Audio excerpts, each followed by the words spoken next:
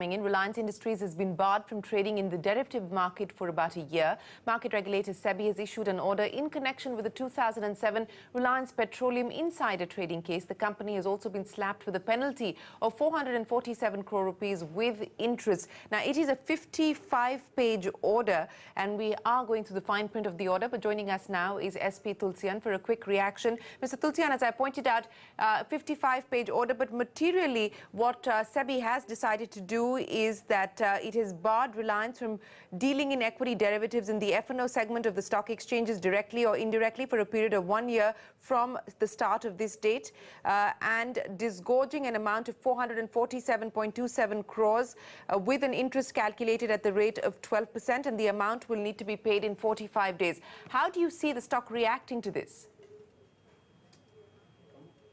Shireen, actually, if you see the barring the Reliance Industries from derivative markets won't make much difference, number one. Number two, if you see the quantum of the penalty, 457, and if I take ballpark, maybe about 750 crore as interest for 10 years or maybe 1,000 crore as interest for 10 years, it works out to 1,500 crore. Maybe one may argue that this may not be too big for Reliance Industries, but this will definitely be a casting an aspirations on the inter-corporate governance.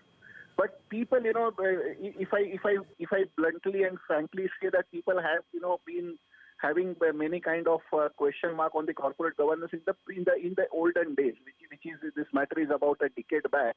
But that image has got changed lately. So maybe I think that if the foreign investors take negative of this, which is likely, that yes, this is a issue of corporate governance, but it pertains to the old matter, which is about 1 decade old, and probably the impact of the order will not be that severe. But yes, obviously it will be having an impact.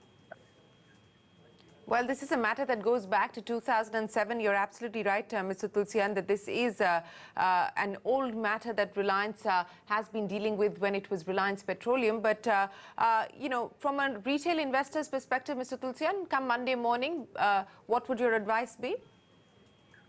Shireen, as I said, I don't think that retail investors will really be very much worried for this. This will only be even for the domestic investors. I don't think that even DIIs, domestic institutional investors, because we all know that institutional investors have a large exposure in the investments in Reliance Industries. And if I say that probably maybe LIC kind of investors also, and retail investors, the domestic retail investors, I don't think that will be too material or it will be seen as too negative. I'm only worried that probably the overseas investors, the foreign investors, may take this as a bad corporate governance precedent. But again, it can get pardoned on the ground that this is a 1 decade old matter, and since then a lot of things have changed, a lot of things have improved.